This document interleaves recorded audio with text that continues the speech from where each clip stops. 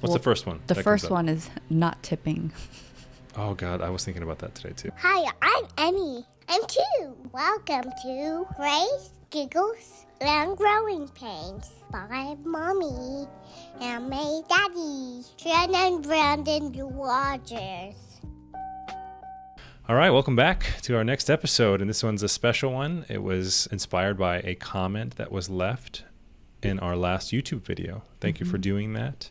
We're going to keep rolling with the comments. If you want to leave a comment, and it's not something that we can do an episode over, we want to make sure to address that in sort of an after-party episode, a Q&A that we're going to post on gracegiggles.co. So subscribe there if you're not already. But today, we're going to talk about Korea. We have left. It's been how many years since we left Korea? In December 2017, so almost 6 years. Yeah, so it's been a little over half a decade since we left Korea, but Korea is very meaningful to us because I'm from Korea, you are Korean, and you immigrated sort of to America from Korea when you were 5. Yes, to my motherland, quote unquote. Yeah, the motherland. Yeah, and you went to Korea. You've wanted to go to Korea for a long time, but your dad didn't really allow you to go there for like what most people were doing, which is the programs, right? The summer. Yeah, the summer programs. They were going to, I think, Yonsei University, which is a big university in Korea. But it was like, summer thing that people would go to, but really it's people were going to party. Exactly. It was definitely very known for that. Yeah. And Korea is such a great place to party, which hopefully we'll discuss in today's episode. But you really wanted to go, but your dad basically said no, which I think is a good thing. To go there just to party, not so great. But you eventually, once you finished your teaching... Well, the agreement was he wanted me to finish school, Yes. finish college. Yes. And then get a job and go there properly instead of just going to have fun one summer. Yes, which you did. Which I did. Which is awesome. I graduated. Yep. And when did you eventually get to Korea? 2011. 2011. And that's when we met. We met... No, it was 2012. 2011? It doesn't matter. We met around that time. Yeah. We met... It was definitely less than a year of me being in Korea. So maybe early 2012. That's what it was, yeah. Yeah, because I remember for my teaching job, I had a 1-year contract. Yeah. And I was wondering if I was going to renew or not. And I think I'd just made the decision to renew around the time that I met you. Yeah. Yeah, so it was less than a year. Yeah, I really hope we're not picking up the leaf blower in the background. Maybe. Here. So, yeah, you were there from 2011, and then we left in 2017. So you were there for about 6 years. Yeah. About the time we went away from Korea. Yeah. So it's kind of good because we've got, for you, it's like a 6-year time frame that you can compare. Well, actually, I would hate to compare it to the previous 6 years since leaving Korea because it's been such a weird, tumultuous journey. But I think the question in the comments was something like, what are the major differences you feel from living in Korea to living in the United States? So maybe we start there and just kind of letting it go where it feels right. So what are the differences that you feel? What's the first one? The first one is not tipping. Oh, God. I was thinking about that today, too. Really? Yes. Yeah. So in Korea, it's not a tipping culture. So basically, if there's a price on something, that's what you're paying.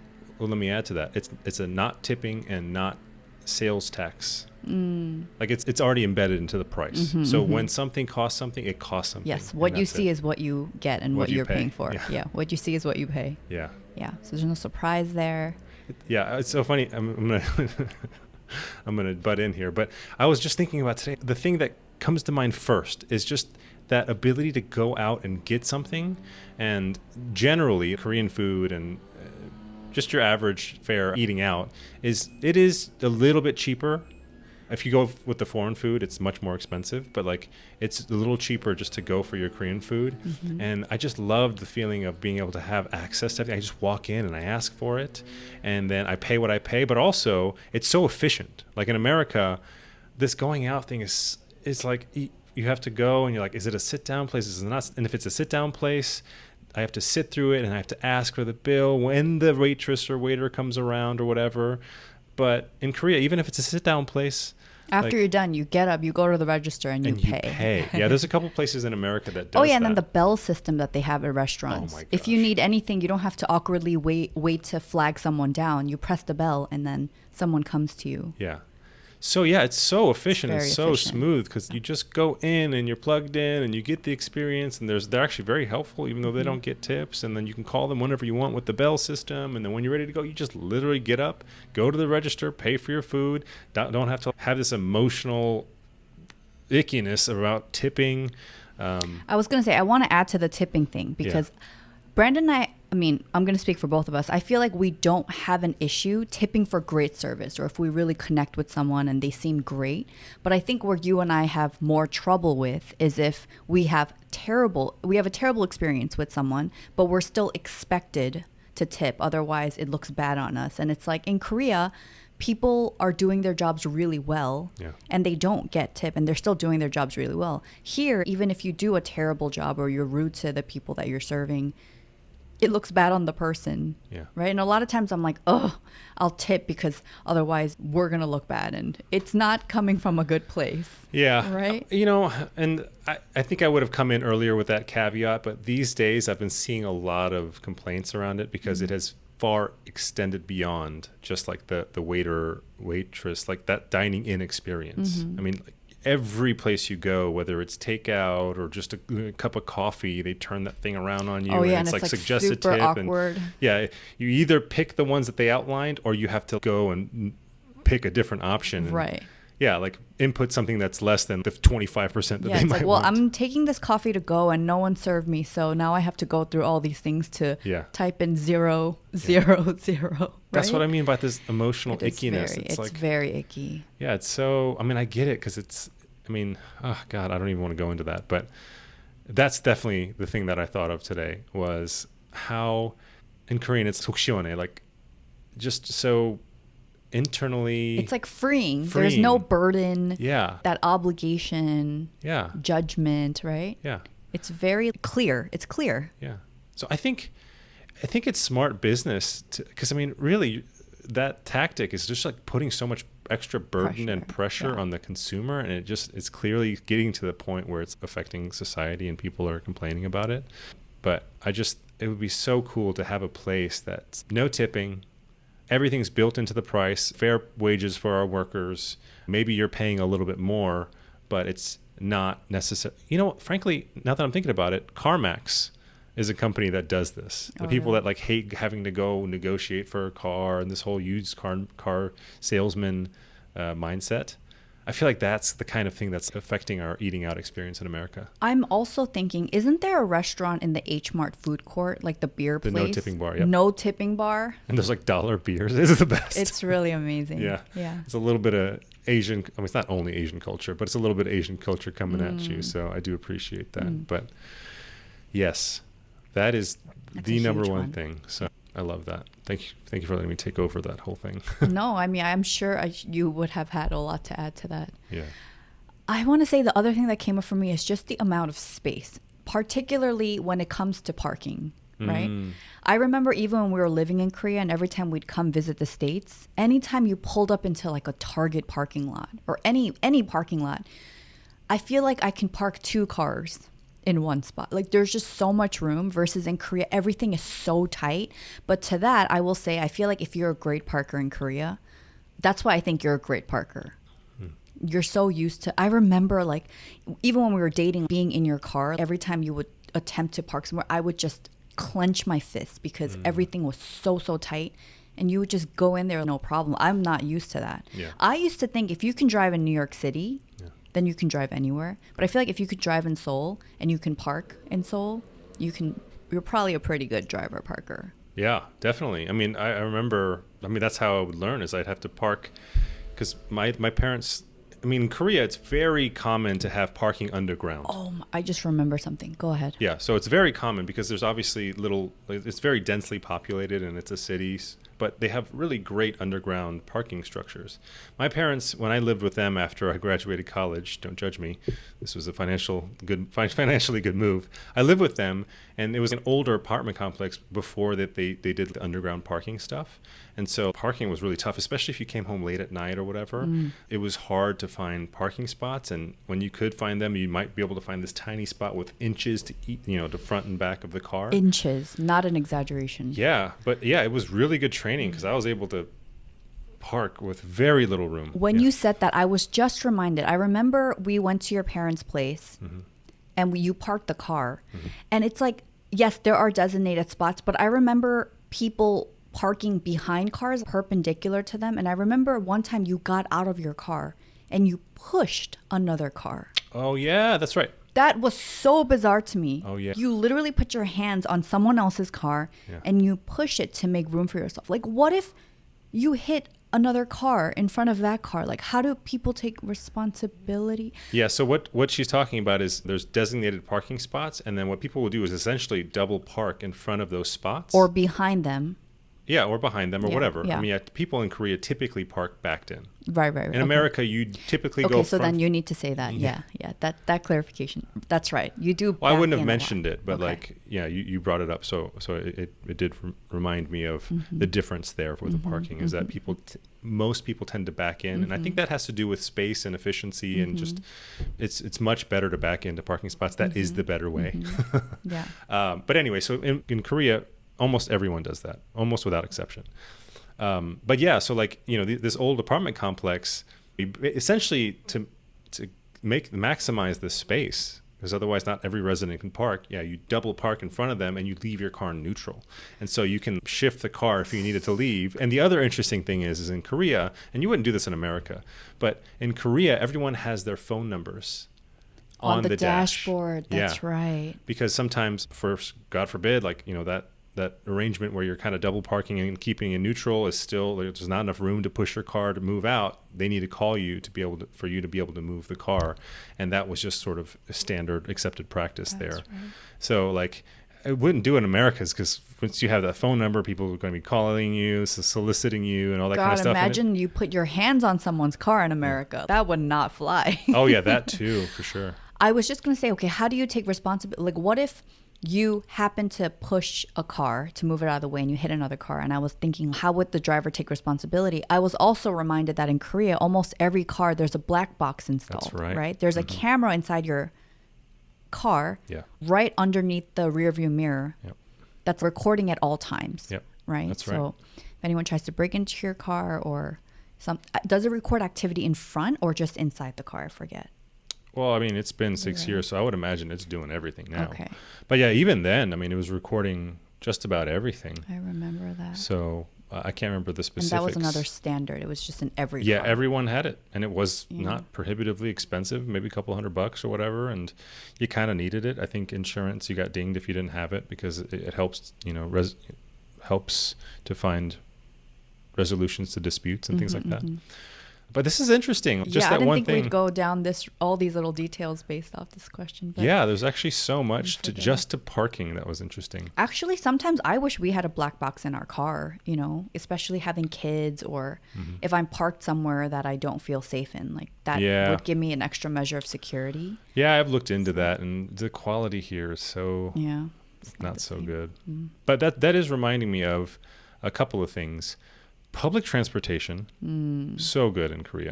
And cabs are so cheap and so easily accessible. That's right. And so I saw a little YouTube short recently where a guy was basically showing off this new bus shelter in Korea. And it was shielded from any kind of weather activity. So it was a nice little bus shelter. It had basically what do you mean by bus shelter? Do you mean like a bus stop?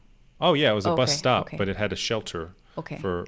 Got it. Okay. So that I think it's called a bus shelter even here. I didn't know that what it was called. Okay. But it had this huge LCD TV on the side showing you what buses were coming down. So you didn't have to look out and get hit by the rain or whatever. Wow. You're just inside looking at the road as the buses are coming. That wasn't there when we were there. Oh, no. Wow. And then they also have a few spots on the bench or on the table there where there's a wireless charging station. So if your phone needs to be charged, you just put it down. Amazing. Yeah, it's so good. Yeah. So public transportation's great because, I mean, even in America, it's just kind of annoying to have to take your car places and have to worry about it and stuff. And especially if you're going to go out for a drink or whatever. That was another thing I was going to mention. Is it called Teri? 대리운전. There is a service. Yes. Oh my, this is amazing. This is so good. But again, I feel like it would not fly in America because of, I don't know, safety issues.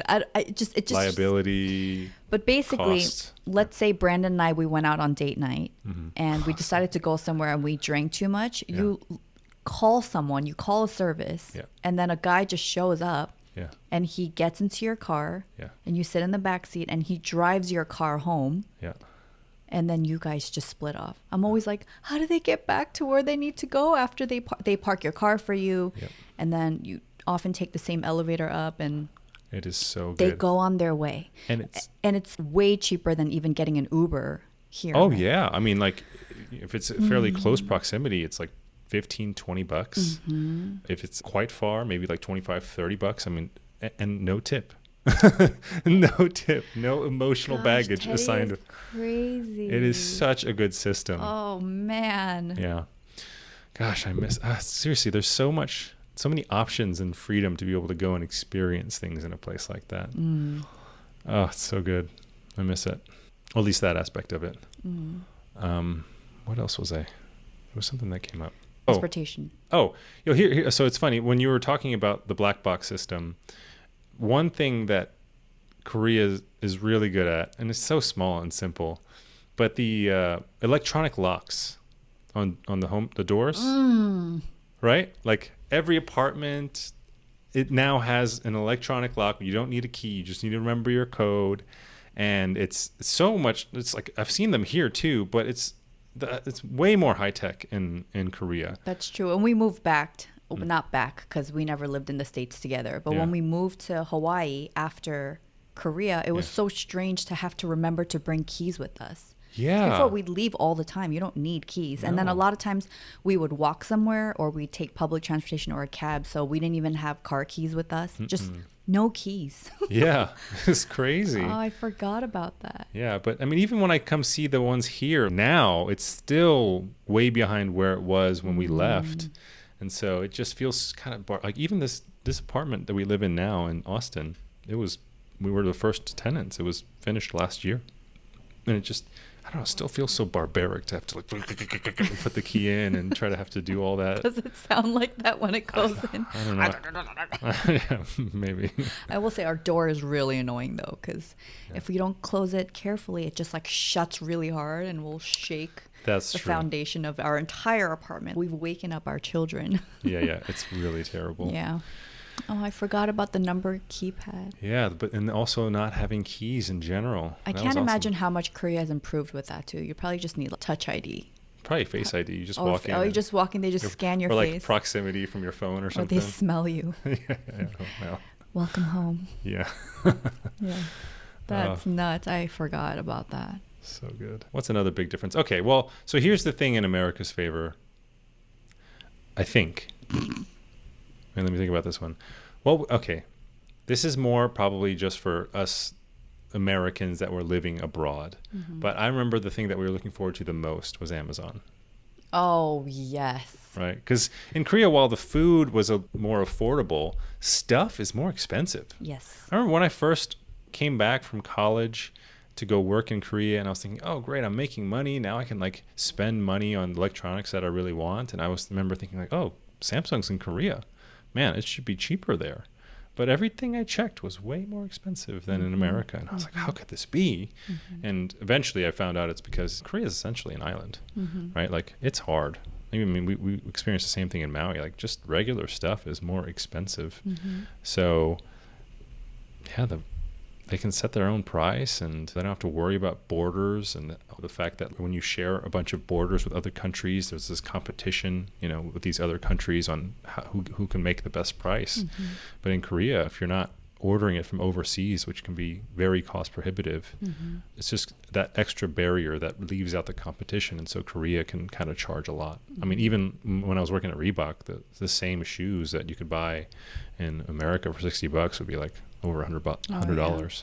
That also reminds me too that you and I have enjoyed Amazon Prime for probably the last year. Amazon Prime services, because we went from, eventually I think towards the end of our time in Korea, I see what you're saying. Amazon would ship to Korea. It would just take really long, and there were certain things that wouldn't ship, obviously. And then we moved to Hawaii, right? So Prime is not a thing over there. Even if it is a Prime item, it still takes like a week to get to us. Yeah, I mean, the Prime fast shipping is definitely not a thing. Yeah. And now we're in Austin, and I will order something at 8 p.m. And it's there when I wake up. Yeah. Like, or same day. What?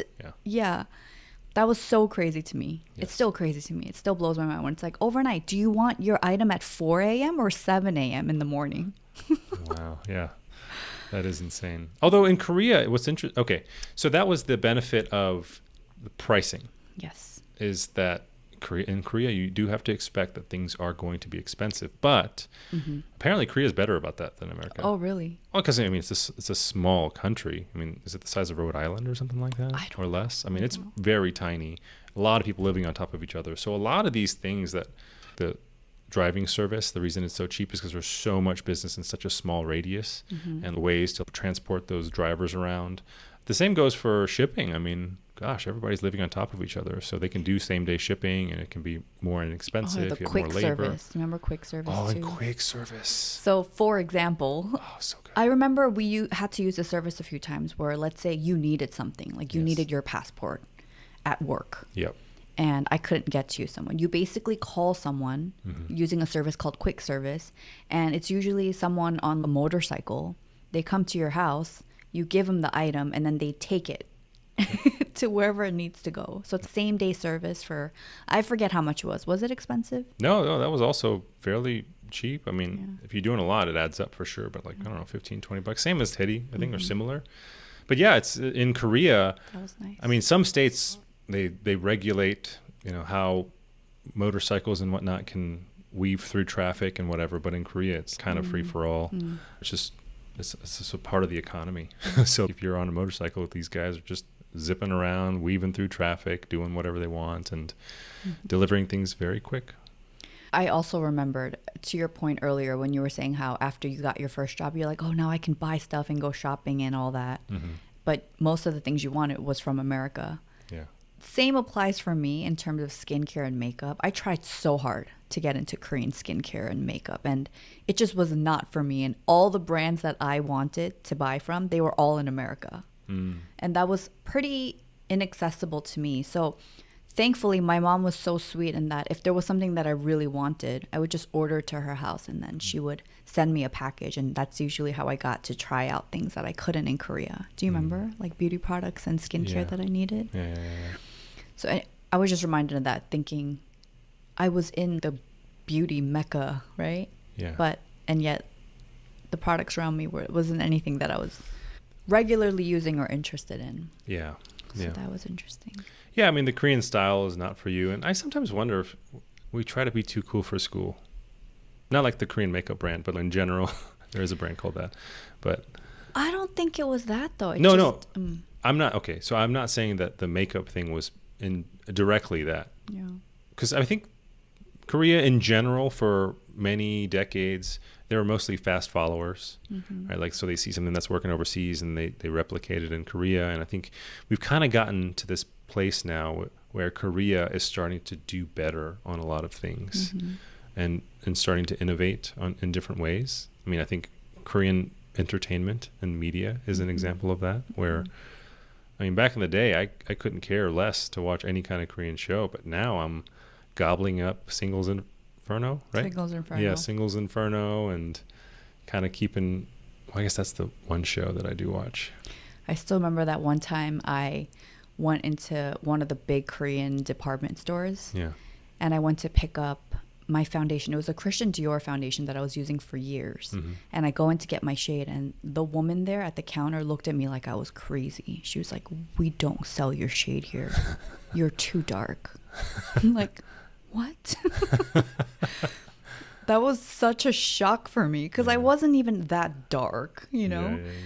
But I just remember, gosh, do I just have to buy foundations that's always too many shades lighter, where my neck and my face are different colors, or the old BB cream trend? And that's right, because Koreans like to look lighter and paler. Yeah.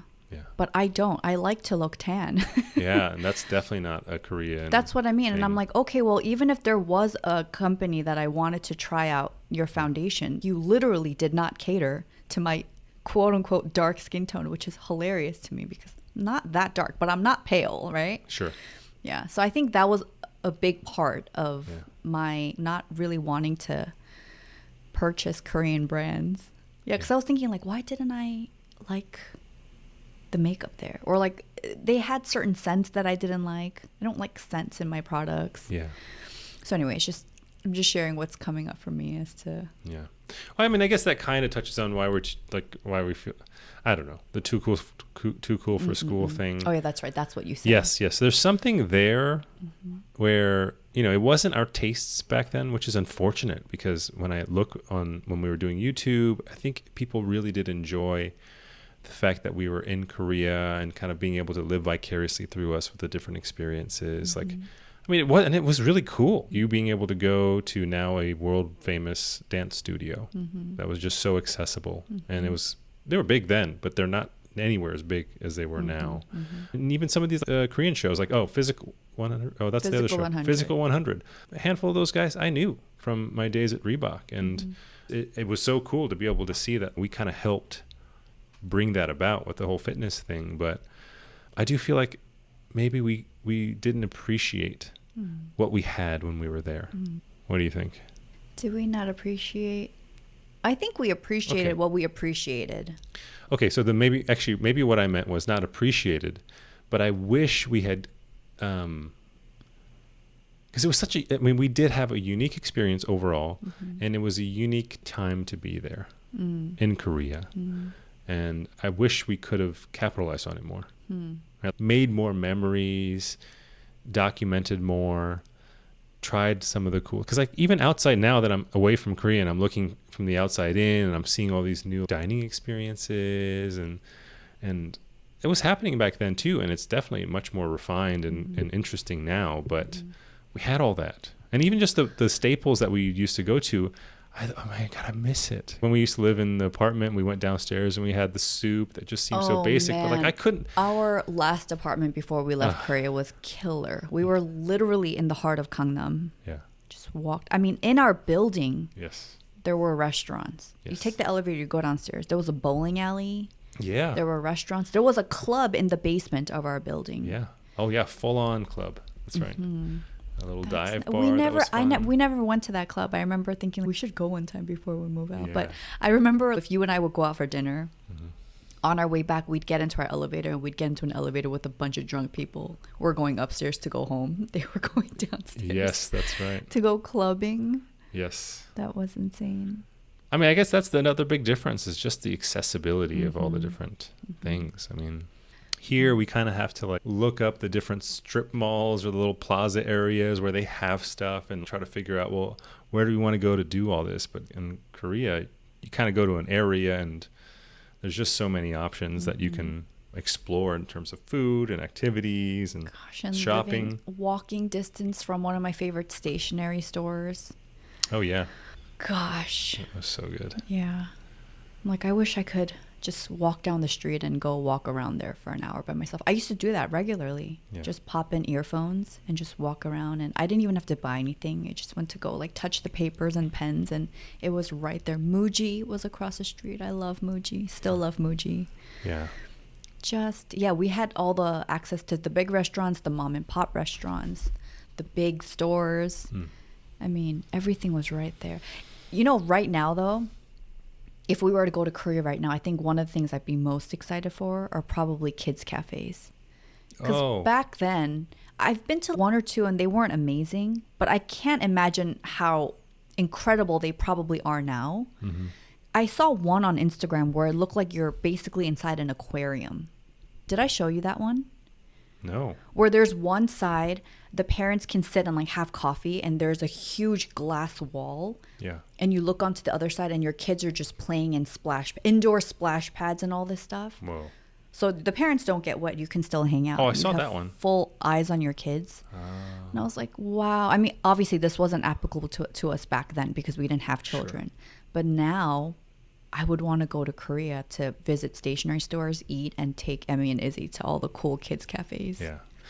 I got to say, though, it's a bit of a trade-off because in Korea, you don't have the parks like we do in Austin. The outdoor parks. The outdoor parks, I mean, it is unbelievable. There's one at every corner. There's one nearby that we go to that just recently opened up, and it's so good. It's great. And it's There's free. a zip line there. You can go whenever you want. Yeah. I mean, these places, even though they'll probably be cheaper than the play places here for sure, you know, it does add up, and it's kind of like you have to have it because there's not as many accessible public offerings because of, you know, the space.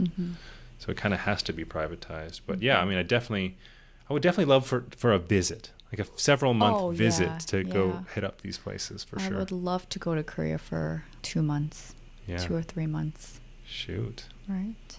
Yeah. What if we did that? What if we just put our stuff in storage for a couple months and then visited? I just barfed inside of having to move. Well, we have to move anyway. But I know, but to take that extended vacation and figure out storage. It's still so fresh. I feel like we're constantly transitioning. And all right, I'll take it off the table. But anyway, think for now. But you know what I like is, well, I guess I like that we're on the kid topic, because while I'd like to visit with our kids, I don't know that I'd want to live there. Same. Yeah, I mean, there is a huge difference in terms of how kids are educated. I mean, your whole education experience there was very disturbing.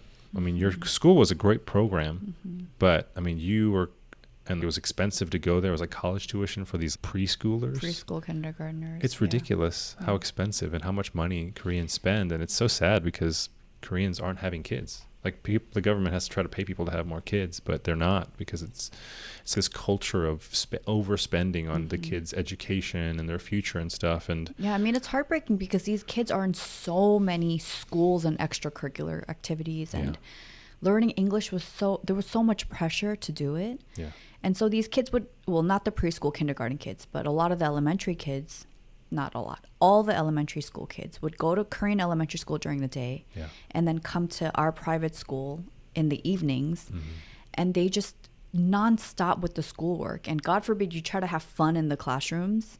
That was frowned upon because we were expected to quiz them and give them worksheets and do all this stuff. And if we were having too much fun, it almost came off like they weren't learning. So teachers didn't have free reign in that sense. Yeah. It was just so performance based and worksheet based, and that's when I, ultimately ended up leaving, because it was just it was hard. It was a heartbreaking thing to witness. And these little kids in first grade are having nosebleeds during tests because they're being tested, weekly tests, or they're sitting there pulling their hair, and you can't step in to be like, you know what, these tests don't matter. You can't say that. You get fired. I mean, like you were saying that there was a kid that had tics. Yeah. Like nervous tics or whatever. Yeah, it's really. So I would definitely homeschool. I mean, if we had to live in Korea. Yeah. Well, I mean, in Korea, that's definitely the Korean. We wouldn't send our kid to the Korean school system for sure. But the international school system is there, which is nice. It's quality. But it's also very expensive. Yeah, that's what it is. It's kind of the best of both worlds, because you still got that discipline, but you've got quality education and educators, things like that. But it is pricey. Yeah. So unless a company sponsoring you, or you have the money to do so. Or if you teach there, right, you can send your kids for free. Certain schools. That's what I think so. Yeah, okay. Or you get a discount or whatever. Yeah, that's one way of doing it. Yeah. I mean, because we were around a lot of expats, so there were a lot of teachers working at these international schools, and a lot of times they would send their kids there, and they would either be able to send their kids for free or get some kind of reimbursement, I suppose. Yeah, so it's having kids and living there would be a tricky one. It'd be very tricky, and I think for that reason, I mean, even our friends, they send their kids abroad. Our good friend, he's Korean, but he married a Canadian wife, and they had their kids in the school, like a private school there for a while, but they didn't like it. So they sent his wife and his 3 kids over to Canada to get them educated there, to experience the culture and kind of grow up in that environment, which, he's making that, he loves his family. He loves being around them. He loves having them around. So it was a huge sacrifice he made to send them abroad. So I think that's like the hardest. That would be the hardest thing to try to work out if we were to like somehow have some kind of conversation about going to Korea. But I do. That's a huge difference worth noting, I think. Also, I love being in America, where I can speak and be understood. It's like, I just remember the frustration that I had in Korea where they look at me and I look Korean. Yeah. And yet I want to say this thing, but I cannot say it in Korean without sounding like a 5-year-old. But it's confusing to the person that's on the other side of me, because you would think there's an expectation, right, for me to speak the language better or understand more, be more articulate. And that was so frustrating for me. So a lot of times I would need your help to step in for me, or to read over this document and translate it. Or whenever you and I would go somewhere, a lot of times, if it was a restaurant, like a server or waitress would look at me and ask me a bunch of questions, and then I would look at you waiting for the translation. I'm like, this is so frustrating, where I can't express myself. Yeah. And even trying to make Korean friends, native Korean friends, was really hard because I don't understand their humor. They don't understand my humor. And so it's a lot of on the surface politeness, and I can't have friendships like that. It's just, that's not where I thrive. Like, I need to be able to really get in there talking about real stuff, but it's hard to do when you can't express yourself. Yeah, that's a good point, because I remember even when I was working, I mean, my Korean's far from perfect. It's really good. It's in my accent, based on how I look, my accent is good, and over time I was learning Korean, but I realized I was learning kind of the on-the-job Korean, the Korean that I needed to know, because it wasn't like I was exposing myself to these shows or Korean cultural things that could kind of teach me the jargon of the day or expressions or humor or anything like that. It was just all business stuff. So I do remember thinking, when I was sitting with a group of coworkers that I really enjoyed, spending time with, and they were just kind of being themselves and bantering, and I could make out a lot of what they were saying, but I couldn't participate in any meaningful way, because I wasn't. Again, this goes back to some of the things I wish I'd capitalized on. I wish I'd just immersed myself a little bit more, even if I didn't love the shows or whatever. I mean, there were shows that I did like. I mean, when I did watch Running Man, which is, I don't know if it's still going, if it is, it's like its 50th year. But like those reality shows in Korea, they were fun when I watched them, and I wished I had enjoyed them, but also thought of it as like take advantage of this while you have it, and then I think it would have probably helped in a lot of different I just areas remember as well. All the text that comes on when you watch a Korean show. I'm like, how is everyone reading this so quickly? Which is so funny, because I feel like what they did then is what we're seeing now on Shorts and TikTok and Reels and all that stuff. Because it's like, it's sometimes, but sometimes it was just so much. I'm like, even if there was that much English on a screen, I feel like I would have to pause to read everything. Yeah. Or like when you go to a Korean website, it's so hard to navigate because there's just so much info on the first page. You know what I mean? There's so much writing everywhere. This was my experience. Every time I would try to go in and like try to make sense of something, I would have to click it out. It's just a lot. Yeah, the Korean IT system is a weird one. I don't want to get into it, but yeah, there's definitely a cultural element about how people expect websites to be, for sure. But also there's a lot of rules and weird things that make Korean, like banking. Let's talk about that a little bit. Oh my gosh. Banking. Yeah. God, that's one thing I definitely don't miss. So yeah, that's what I mean about the IT system is I don't know too much about it, but part of it is like, I think there's a couple elements to it. One of them is being extra cautious, because in Korea, it's kind of like, the general, because it's a top-down Confucius style country, and I'm sorry, I'm doing the stupid nerdy thing again. I find that in Korea, people are more afraid. I mean, this is human nature, but I feel like in Korea, it's more unacceptable culturally to make mistakes, to take these risky bets and then be wrong. And so there's more of a conformity type thing, and sort of being able to be told what to do next. It's sort of a compliance nature that's Korea is definitely outgrowing, but it's very strong in how the culture is built up. So I would imagine that like when they're doing IT systems and banking and stuff, they're like going overboard to not be the one that sticks out because they made a mistake. And so it makes the user experience really, really tough. And I would imagine another part of that is the regulation that's stopping them from doing this and that and the other to protect the consumers and stuff. So I remember even before the banking stuff, just trying to get to websites and do things and having to like sign up, and it wasn't. And I think the other thing is just kind of innovation. I mean, when it's a top-down thing and there's not like a bottom-up thing that complements it, I just think that there's not a lot of work that can be done in the details.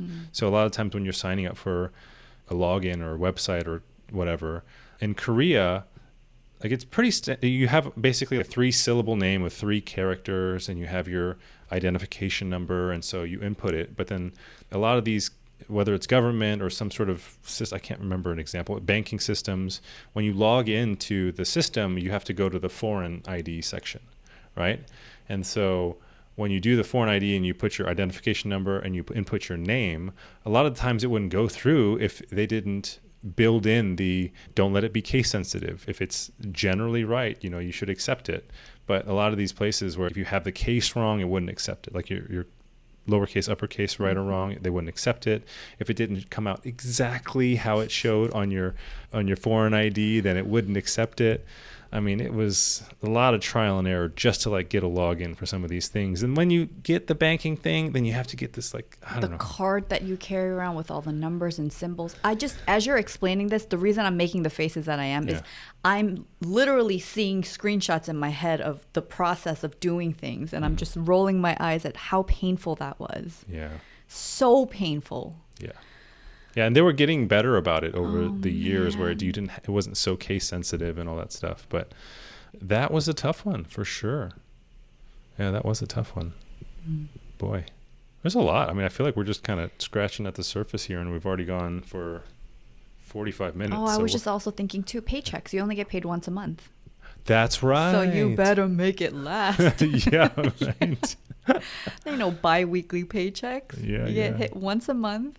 Yeah. And then you better make it last until that next month. That was an interesting one, too. That was an interesting one. I wasn't mad at that. I mean, I think if you're living paycheck to paycheck, it could be spicy. But if you got an emergency fund and you're that's budgeting. true. I wasn't ever worried about it either, especially because when I went to Korea, I was by myself. I didn't have a family and the company that I was working for was taking care of the rent for the apartment I was living in. So it wasn't a struggle for me, but I just remember thinking, wow, this is bizarre. Yeah. I mean, it is. Oh man, now that we're talking about it, I miss it so much. But I do appreciate being in America for sure. I don't think it's as cool, like from the outside looking in. Not that that's what matters. In some weird way, I want to go back because it's cool. But I do love being in America, not just because of Amazon and the public parks and whatever, but access to family is big. I mean, I keep telling my parents they need to move over because we're thinking about another kid, and it's just nice to have parents. I'm so jealous of the people that have both sets. Even one set I'm jealous of, but when they're like, even though I just had twins, I've got both sets of grandparents around, so my wife and I can still go on date nights. And I'm like, what? What is that like? I mean, you were just asking about us. Lovely friends of ours were saying, hey, why don't you drop the kids off and spend a few hours to yourself? And we tried this a couple weeks ago, and then every time we go to their place now, because we left Izzy there. Freaks out. Yeah, she cries. I can't even put her down for a second. She starts like patting her chest for me to pick her up because she thinks I'm gonna leave her. Yeah. So I don't know. I want us to try to tackle that this weekend to keep this conversation going. I really had fun. But one of the things that last thing. Back to the food again. Our girls love anything soup and rice. Oh. Just like their parents. Kukbap, right? Yes. So anything in hot broth with rice and some kind of meat. Yeah. I want to take them to every kukbap restaurant. That's what I mean. That one restaurant that we lived in Hannam where you could just go down, it was like 7,000 won. And Which is like $7. $7. Not even. Less than $7. Something. And you get all the side dishes. You get piping hot soup made by like aunties and grandmas.